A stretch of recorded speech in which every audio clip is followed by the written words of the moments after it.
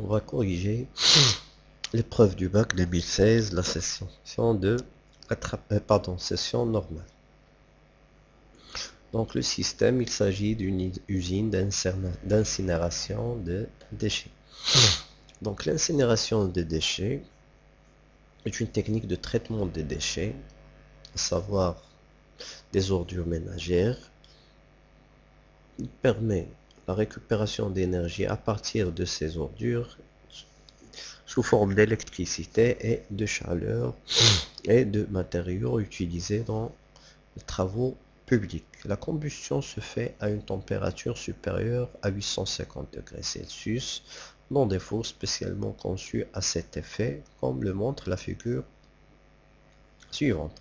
Donc, les déchets sont déversés dans une fosse de réception pour le stockage. Donc, un grappin cisait ces déchets, il les déverse dans une trémie puis ils sont dirigés vers le four où ils seront brûlés. Donc, grâce à la chaleur dégagée, l'eau est transformée dans une chaudière en vapeur sous pression. Cette vapeur va servir à produire soit de l'énergie électrique grâce à un turbo alternateur, soit de l'énergie thermique pour chauffer des bâtiments. Donc l'épreuve porte sur le pont roulant qui permet d'alimenter la trémie en déchets. Donc notre étude, ça va se focaliser sur ce pont roulant. Donc la description du pont. Donc le moteur M1 déplace le chariot vers l'avant ou vers l'arrière, suivant l'axe Y. Ensuite, on a le moteur M, ça permet de lever le levage et la descente, le levage qui permet soit la montée ou bien la descente du grappin, donc selon l'axe Z. Ensuite, on a les moteurs M3 et M4. Ces deux moteurs déplacent le pont vers la gauche ou vers la droite selon l'axe X. Ensuite, ces quatre moteurs sont munis de variateurs de vitesse avec des réducteurs et des freins à manque de courant. La commande du roulant se fait par l'opérateur grâce à un joystick industriel ou bien ce qu'on appelle une manette. Un pupitre de commande qui permet de communiquer avec la machine, c'est une interface en machine, informe l'opérateur sur l'état du système et un automate programmable industriel qui permet de gérer tout ce système. Donc on va étudier maintenant l'acquisition et traitement de l'information. Le déplacement du pont et du chariot ainsi que la descente et la montée du grappin sont effectués par l'opérateur grâce à deux joysticks industriels et J1 et J2 ou bien ce qu'on appelle des manettes. Le schéma synoptique de l'acquisition. Donc on a le joystick ou bien la manette. Donc on a un circuit qui permet la linéarisation du signal. Ensuite, on va amplifier et décaler le signal. Ensuite, donc soit adapter le signal aux automates programmables ou bien fournir ce signal à une interface pour commander le variateur de vitesse qui commande à son tour le moteur asynchrone qui commande les différents moteurs. Donc, description de l'organe de commande. Un joystick de type AFE de rôle à deux axes commande le déplacement du chariot suivant l'axe Y avant-arrière et le pont suivant l'axe X gauche et à droite. Donc, un joystick de type AFE de rôle à un seul axe commande le déplacement du grappin suivant l'axe Z, à savoir la montée et la descente. Ce joystick est muni de deux boutons poussoirs FG et OG qui commandent la fermeture ou l'ouverture du grappin. L'action FG ferme le grappin et l'action sur OG ouvre le grappin. Donc en plus, le manche du joystick est poussé vers l'extrémité plus vite, plus la vitesse du moteur correspondant augmente. Par sécurité, un ressort conique de rappel ramène la manette du joystick à la position centrale lorsqu'il est relâché et provoque ainsi l'arrêt des moteurs. Donc, à savoir, donc le principe de ces manettes AF est drôle. Donc une plaquette mince en matériau conducteur ou semi-conducteur traversée par un courant électrique génère une différence de potentiel V0 à ses bornes latérales à chaque fois qu'il est soumis à un champ magnétique fourni par un aimant permanent, à savoir un aimant permanent. La valeur du champ magnétique au niveau de la plaquette est proportionnelle à l'angle d'inclinaison alpha du manche de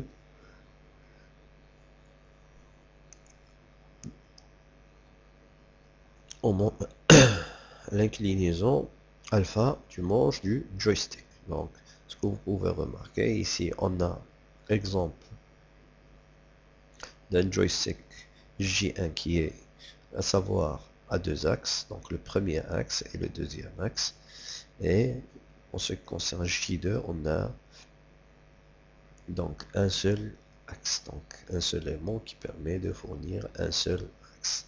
Donc un seul aimant, on a deux capteurs, donc on a deux positions contraires, deux axes, on peut commander, on a quatre capteurs et quatre plaquettes. Ensuite, on doit voir la réponse par rapport du capteur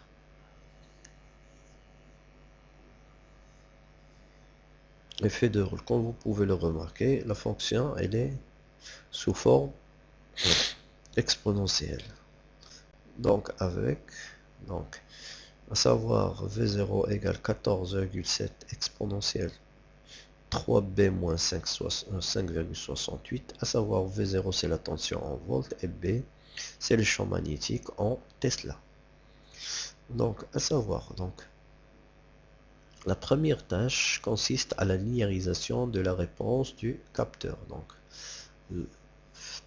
à savoir la fonction qui est sous forme exponentielle, on doit la rendre linéaire. Donc à savoir, pour corriger la non-linéarité de la réponse du capteur, on applique V0 à un circuit de linéarisation. Ce circuit est un montage qui fournit à la sortie le logarithme nipérien de la tension appliquée à l'entrée. Donc à savoir la sortie V1 égale log nipérien de V0 appliqué à l'entrée. On rappelle que Ln, que log nipérien de A fois P, c'est log nipérien de égale log nipérien de A plus log nipérien de B, et log nipérien de l'exponentielle de X égale à X. On prend Ln de 14,7 égale 2,68. La première question, c'est qu'on doit montrer que la fonction V1, à savoir, pardon, la question 39, nous demande de montrer que la fonction V1 en fonction de B est linéaire en la mettant sous la forme V1 égale 3B moins 3. Ensuite, on doit calculer les valeurs limites de V1 min et V1 max de V1.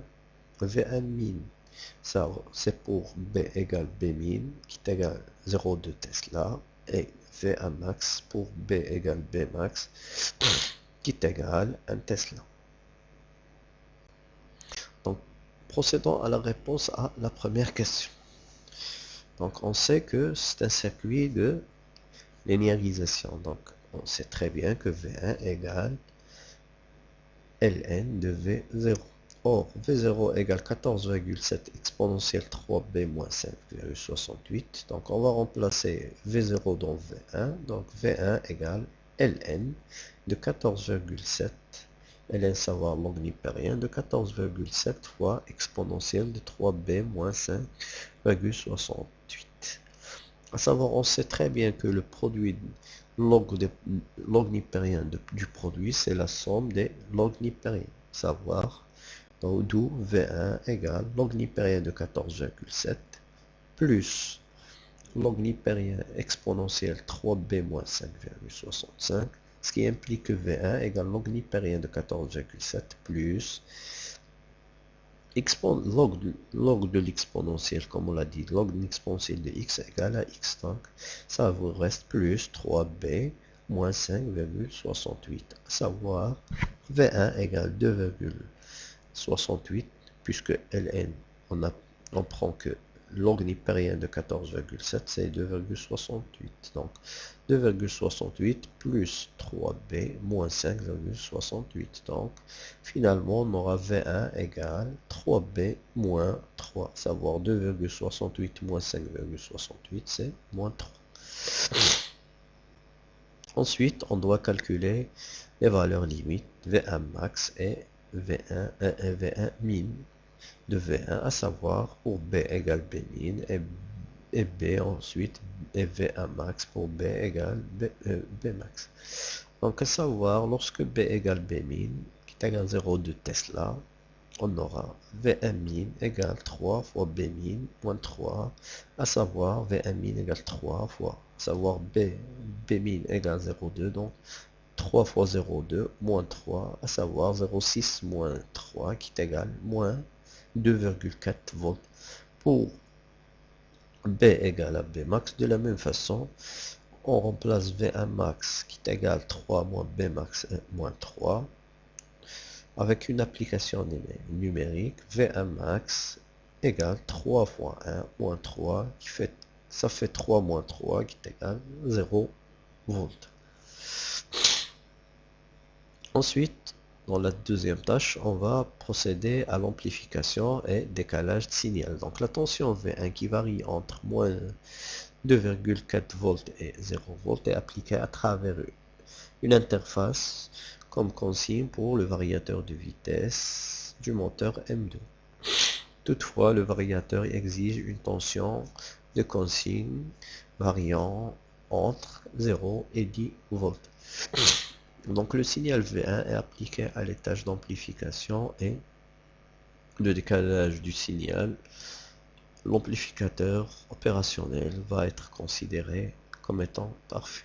Donc la question 41, c'est on est amené à exprimer V- en fonction de V2, R1 et R2. Question suivante, c'est d'exprimer V+ en fonction de VR et V1. La question suivante, c'est d'exprimer V2 en fonction de V1 et VR pour enfin essayer de calculer V2 min lorsque V1 min égale moins 2,4 et la question B, c'est de calculer V2 max lorsque V1 égale V1 max égale à 0, à savoir la manche du joystick en position extrême et la première c'est en position centrale. Commençons ou bien procédons à la réponse à la question 41. Donc, on est amené à exprimer V- en fonction de V2, R1, R2. Donc, c'est simple. En appliquant le pont diviseur de tension à V-, on aura tout simplement V- égale V2 fois R2, de tout divisé par R1 plus R2. Donc, de la même façon, il nous demande d'exprimer V+ en fonction de VR et V1. Donc, ici, on va appliquer le théorème de Millman, tout simplement. Donc, V+ égale V1 divisé par R plus VR divisé par R, le tout divisé par 1 sur R plus 1 sur R. À savoir, on a déjà un dénominateur commun, donc V1 plus VR sur R, le tout divisé sur 2 sur R. On simplifie R avec R, Donc le résultat final, c'est V plus égale V1 plus VR, le tout divisé par 2. Donc la question 43, c'est de donner l'expression de V2 en fonction de V1. Donc, puisque notre amplificateur fonctionne en régime linéaire, à savoir, parce qu'il est une contre-réaction négative, donc automatiquement V plus sera égal V moins, puisqu'on a déjà calculé V plus et V moins, donc on va mettre l'égalité, donc V1 plus VR sur 2 égale V2 fois R2, le tout divisé sur R1 plus R2. D'où, donc si on veut calculer V2, avoir l'expression de V2, donc on va multiplier par l'inverse, donc on va multiplier par l'inverse, les deux termes par l'inverse du terme R2 sur R1 plus R2, donc on obtient V2 égale V1 plus VR, le tout multiplié fois R1 plus R2 divisé par 2 R2. Donc sachant que VR égale 2,4 volts et R1 égale 88 kΩ et R2 égale 12 kΩ, on doit calculer V2 min. Lorsque V1 égale V1 min est égal moins 2,4, donc à savoir la manche du joystick en position centrale et calculer V2 max lorsque la manche du joystick en position extrême, à savoir V1 égale V1 max égale à 0. Donc pour le premier cas, c'est question de remplacer les valeurs. Donc V2 min égale V1 min plus VR, le tout multiplié par R1 plus R2 sur 2, à savoir moins 2,4 plus 2,4, donc ça fait 0, le tout multiplié par n'importe quelle valeur, ça va donner 0 volts. Ensuite, pour calculer V2 max, on a V2 max égale V1 max plus VR, le tout multiplié R1 plus R2 divisé par 2 R2, ce qui nous permet de donner donc V2 max égale 0 plus 2,4, ça fait 2,4, multiplié fois 100 fois 10 à la puissance 3, divisé par 2 fois 12 fois 10 à la puissance 3, ce qui vaut 10 volts. Donc en ce qui concerne la tâche 3, ça permet l'adaptation du signal. Donc puisqu'on va appliquer ces signaux à des automates programmables, donc le signal tout ou rien doit être à deux niveaux compris. Pour l'état bas c'est 0 volts et pour l'état haut ça doit être 24 volts.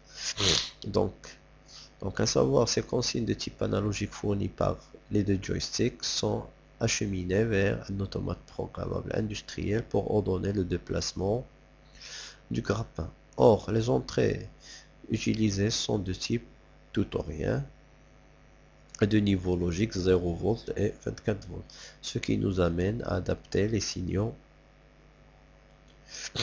de consigne dans le cas de circuit de commande de montée et descente du grappin. Cette opération est réalisée par le montage suivant donc d'un amplificateur,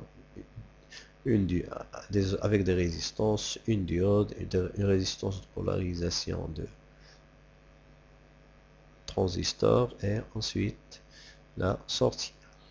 Donc l'amplificateur opérationnel, la diode et le transistor sont considérés parfaits. Donc on donne pour l'amplificateur opérationnel, il est alimenté avec une tension symétrique, à savoir plus ou moins V7 égale plus ou moins 15 volts. On sait que R3 plus R4 égale 240 kΩ et la tension d'alimentation elle est de 24 volts. On demande de calculer les valeurs de R3 et R4 pour avoir la tension de référence Vref égale 5 volts qui correspond à la vitesse minimale du déplacement du grappin. Ensuite, on demande de tracer le graphe V ordre en concordance de temps avec V2. En ce qui concerne les calculs, donc tout d'abord, il faut exprimer Vref. Donc pour exprimer Vref, on utilise diviseur de tension, à savoir Vref égale V alimentation multiplié fois R4, le tout divisé par R3 plus R4. À savoir, on est amené à calculer R4, d'où R4 égale R3 plus R4 que multiplie Vref divisé par V alimentation. En réalisant l'application numérique, on obtient R4 égale R3 plus 4, donc la somme, ce qui fait 240 kg fois 10 puissance 3, que multiplie 5 divisé par 24, ça fait 50 kg ohm. Donc en ce qui concerne le calcul de R3, on sait que la somme c'est 240, donc pour trouver la valeur de R3, il suffit de retrancher de la somme la valeur trouvée de R4. Donc R3 égale la somme moins R4, ce qui nous donne 240 moins 50 kg, ça fait 190 kg. Donc R3 égale 190 kg. Ensuite, on est amené à tracer le graphe de V ordre en concordance de temps avec V2. Donc on a ici le graphe, le chronogramme, donc et on doit tracer tension à la sortie. Donc à savoir, dans cette partie, donc on sait très bien que V2 il est inférieur à Vref, ce qui permet de dire que V plus elle est supérieur à V moins, parce que Vref égale, parce que comme vous le remarquez, ou bien comme vous le voyez très bien, que Vref égale V plus et V2 égale à V moins. Donc dans ce cas, puisque V plus supérieur à V moins, donc notre amplificateur va avoir à la sortie une tension plus V7. Donc puisqu'on a plus V7 à la sortie de l'amplificateur opérationnel, donc cette tension va être appliquée à notre transistor qui va être saturé et qui va nous fournir à la sortie une tension nulle. De la même façon, on passe à la deuxième partie. Donc pour le deuxième intervalle, ou bien on a l'inverse. Donc ici, on a V2 qui est supérieur à Vref, à savoir que V plus inférieur à V moins. Donc automatiquement, la sortie de l'amplificateur, ça sera moins V7, à savoir moins 15 volts. Donc la tension au borne de la base du transistor sera négative, et comme ça il sera être bloqué et la tension à la sortie sera égale à 24 volts. Encore une fois, on a dans cet intervalle V2 inférieur à V1, donc V plus supérieur à V moins, de la même façon qu'on a vu précédemment. Donc la tension à la sortie de l'amplificateur sera plus V7 en 15 volts, donc à savoir une tension positive à l'entrée à la base du transistor, donc automatiquement ça sera un transistor saturé, et comme ça la tension à la sortie égale, ou bien tension V ordre, ce sera nul. Et ensuite on passe à la quatrième partie. Donc on a dans ce cas V2 supérieur à Vref, donc V plus inférieur à V moins, donc moins V7 à la sortie de l'amplificateur. Donc le transistor sera bloqué et la tension à la sortie sera égale plus 24. De la même façon, on a dans le dernier tronçon, c'est V2 inférieur à Vref. Donc V plus, ça sera supérieur à V moins. Donc la sortie de l'amplificateur, on aura plus V7, donc plus 15. Donc le transistor sera saturé et la tension à sa sortie sera égale à 0. Maintenant, on va voir dans la quatrième tâche, c'est la programmation d'un automate programmable en langage LADA. Donc pour les délimiter la zone de déplacement, donc ce qu'on appelle la zone de travail du pont roulant, on déplace on place 4 capteurs de fin de course, donc CAV, c'est donc un capteur pour course avant, celui pour la course arrière, un autre pour la course droite et le dernier pour la course à gauche qui sont de type tout ou rien. Sur les 4 côtés du chariot, d'autre part, 2 capteurs de fin de course, CH et CB, donc haut et bas. Fin de course haut et bas, c'est pour la limite, limite la course du grappin en montée en descente. Donc à savoir, comme vous pouvez remarquer, ici on a 4 capteurs de fin de course et ici on a 2 qui gèrent la montée et la descente du grappin. Donc la gestion du pont roulant est assurée par un automate programme, comme on l'a déjà cité, industriel, dont la configuration matérielle est donnée par le tableau. Configuration matérielle de l'automate programmable. Donc ça représente le tableau de la configuration. Donc le graphe 7 fonctionne le déplacement du grappin suivant l'axe Z, montée, descente et ci-dessous. Donc ça représente le graphe 7 de fonctionnement.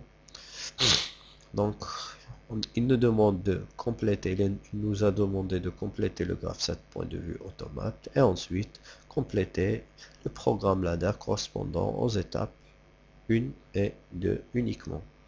Donc en ce qui concerne le graphe 7 point de vue automate, donc on aura besoin du graphe 7 fonctionnel et de table de configuration, c'est indispensable. Donc on est à l'étape initiale. Pour passer de l'étape initiale à l'étape 1, donc on doit avoir l'ordre de montée du grappin. Donc si on cherche l'ordre de montée du grappin, donc